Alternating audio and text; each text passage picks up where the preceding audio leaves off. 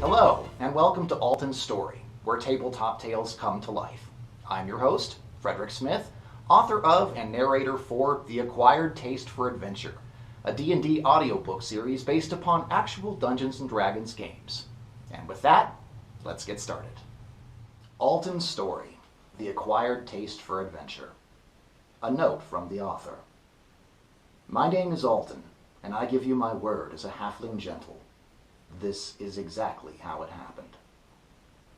I, too, have heard the outrageous claim that my people are prone to exaggeration, that our short stature affects how we see ourselves compared to taller beings, and makes us quick folk more likely to season our tales with the spice of hyperbole, rather than allowing bland facts to weigh them down.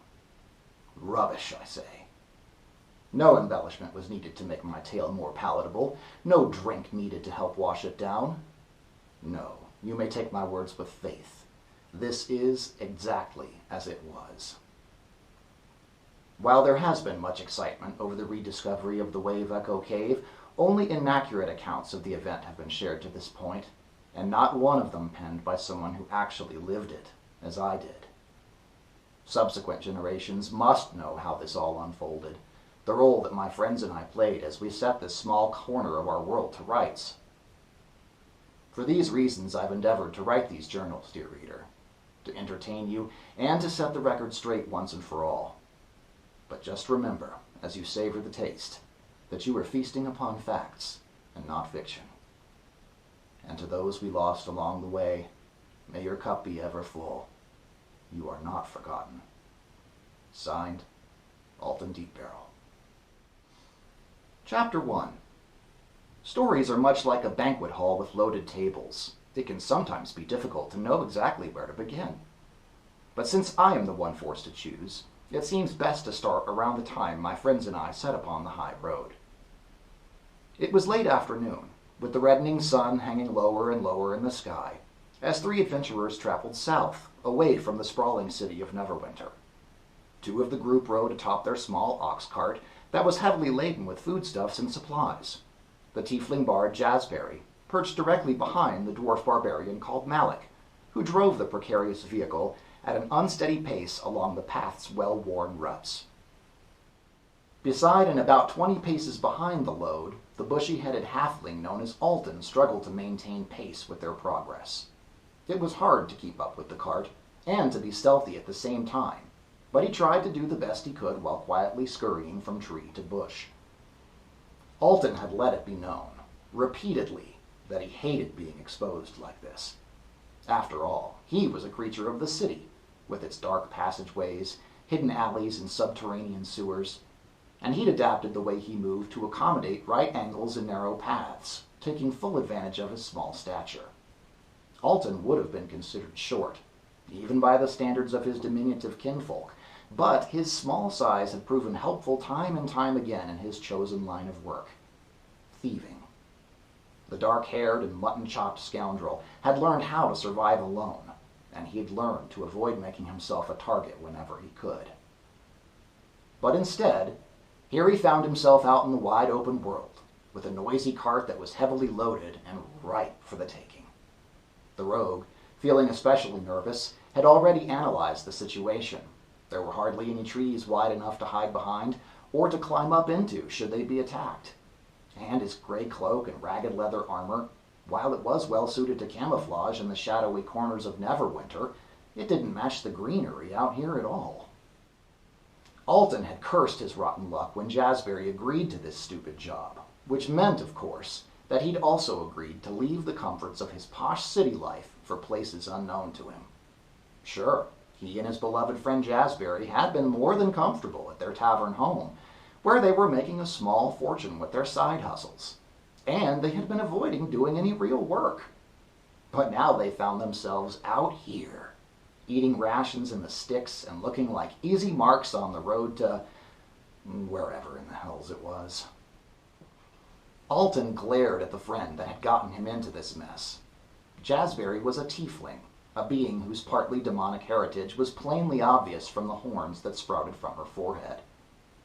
But hers had the outward appearance of a ram, with both curling dramatically around and under her ears, rather than jutting upward from the crown of her head. and despite what many would consider to be an intimidating framing to her face, the woman had a strange, disarming charm. She dressed in no armor at all, despite the dangers of the road, and simply donned a light tunic, evidence of her carefree approach to life. The pink-skinned bard, a master musician and poet, was always ready to make light of a situation. She sat at the rear of the wagon, strumming a well-known marching song on her lute, while slapping out a syncopated beat on the floor of the cart with the tip of her pointed tail. And she further displayed her creativity by changing the lyrics as she went along, so that the song she sang was about herself, her traveling companions, and the mundane trials they faced, rather than the well-known verses most listeners would expect. We march on to 3 towers with all our loaded supplies, so that in the name of our master the tavern shall arise. For hungry masses we toil, bring food and drink to sup. Halfling, dwarf, and tiefling too, bound to plate and cup. But Dornan shall rest his head easy, knowing we tote his supplies. We guard them from bandits, monsters, and mages. Let the tavern arise, yea, let the new tavern arise. As indicated by her song, the companions were headed south for 3 Towers, a small port town on the Sword Coast, several days' travel from Neverwinter, and just west of the intersection of the High Road and the Tribord Trail. They had been sent there by their employer, Dornan Halfjack, a gregarious gnome who ran a growing number of inns and taverns. Their task was to transport supplies to a new bar he had just acquired in the burgeoning village of 3 Towers, and Jazzberry included all these details in her grandiose style, turning their commonplace business happenings into comically exaggerated adventures. She even managed to entice a begrudging chuckle from the grumpy Alton. She winked at him and gave him an impish smile that stretched from horn to horn at the sides of her face. At the front of the cart sat Malik Timberfell, a mighty dwarf barbarian whose wild red braids of beard were almost as conspicuous as the rippling muscles that made up his tanned arms and chest. Their boss, Dornan, had wanted the brawler to come along with Alton and Jazzberry, just in case things got dangerous. While driving the cart, the less-than-handsome dwarf was recounting all the best details of all the best ales that he and his brother had ever consumed, noting the nuances that only they, as true connoisseurs, could detect. The subtleties of various flavors due to different combinations of ingredients, the derived potency achieved by various brewers and batches, and the times, towns, and taverns where they had consumed each one. The chattering dwarf, his lips wetting at the thought of many a savored cup, was capable of remarkable memory when it came to details like these. And as he told and retold his tales of liquid entertainment, he awkwardly drove the cart ahead, every so often, his well-muscled arms giving their ox a motivating jolt from the reins. Malik called out over the rattling of the wagon, speaking in dwarvish brogue. Aye, and that was a good one too. But of course you'll not find any man that can brew a beverage that matches the quality of a true dwarf ale. But my brother and I came across a few places in certain towns here and there that had some stuff I wouldn't consider to be entirely garbage. For instance, there was this place back in Neverwinter. Yes. The best ale in the city's at the decadent dinner plate, Alton cut him off.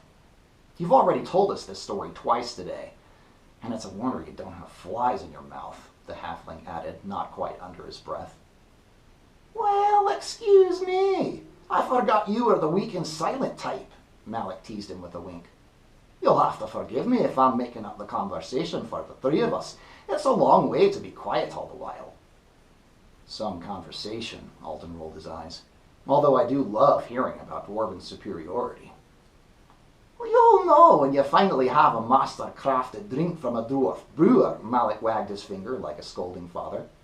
Then you'll say, you were right, Malik, dwarf drinks really are the best. And that reminds me of this one time me and my brother were drinking at this gnomish place back in Luskin. Oh, we were both in proper form that day, I tell you. The dwarf prattled on, speaking to everyone, and no one in particular, about more youthful, drunken escapades. Pardon the interruption, but if you're enjoying my work, please like, subscribe, and leave me a comment down below. And don't forget to hit that bell icon to receive notifications whenever I upload a new video. As the sun sank lower, The road climbed up a slowly sloping hill with a flat plateau at the apex, which was where the two paths of the Tribord Trail and the high road were supposed to meet. But from the group's current vantage point, it was impossible to see where the road was leading, with its zigzagging path disappearing over the edge of the hilltop and onto the mesa beyond. The gentle slope was pockmarked with boulders, small trees and scrub brush, and Alton was somewhat relieved to see the foliage was becoming thicker and the trees more numerous as they continued their climb. More tree cover meant more opportunities to hide along the roadside if he were forced to, if they were attacked by highwaymen. "We guard them from bandits, monsters, and mages," the words of Jazzberry's song reminded him. The halfling sighed and tried to push the thoughts out of his mind. As the group crested the hill, they noticed a smoldering campfire farther in the distance, the flickering embers standing out against the now fading light. The wind was blowing southward, in the same direction as their travel, which had prevented them from smelling the smoke that snaked down the road away from them. Malik, the dwarf driver, was unsure of what he saw and allowed the ox to slow down so as to lessen the noise made by the cart. The halfling rogue, Alton, began to creep ahead past them, moving in a low crouch along the edge of the roadside. "We should probably stop at the camp and rest, right?" Jazzberry asked while she stretched her aching back. "They've already got a fire and everything." The pink-hued tiefling was accustomed to warm welcomes on the road from both friend and stranger alike, and she expected this encounter to be no different. Malik leaned back and spoke over his shoulder, answering back in a whisper. "I don't know, lass." He then glanced over to see the halfling, Alton, slipping away to hide in the underbrush ahead and to the left of the cart, his small frame disappearing into the tree branches on the eastern side of the road. The dwarf shrugged. "Seems Alton's not so sure either." The four goblins, waiting in the pine scrub on the western side of the high road, could scarcely believe their luck, as they had seen not one, but two fully loaded carts in the span of 2 days. Though the foul monsters had been busy, they hadn't unloaded all the goods from the first cart when suddenly they had to fall back into attack positions, as the approaching second cart demanded a similar treatment. One of the goblins, hidden in a blind fashioned from pine boughs, was armed with a rugged-looking short bow. The monster drew back an arrow and took steady aim at the red-haired dwarf driver, who was talking to the passenger behind him, and apparently unaware of the goblin's presence. Alton slinked forward along the opposite side of the road, trying to be as silent as possible. But his inexperience with movement in the outdoors was evident, as his cloak caught branches and his weight snapped twigs under his bare feet. He crept ahead far enough to see the glowing embers of the fire, and craning his neck, he peeked around to see the chaos of the ransacked campsite. There were items and clothing strewn about, a smoking fire with a sad, tipped-over pot of food, the remains of tents that had been looted and slashed, all telltale signs of struggle. He spotted 2 dead men, their bodies stripped, lying near an overturned cart that Alton noted, with some hesitation, seemed very familiar to him. Suddenly, he heard the voices of 2 individuals approaching from the adjoining eastern trail, both speaking the Elvish language in a conversational manner. Alton dropped to his belly at the edge of the clearing and froze, not knowing quite what else he should do. And that is where we are going to leave it for today, but rest assured we will pick up from where our story left off in next week's episode. Thank you so much for staying all the way till the end of the video, and if you enjoyed my work, please consider donating to my Patreon, which you can find linked in the description. I appreciate all of you, and until next time, please be kind to yourselves and to each other.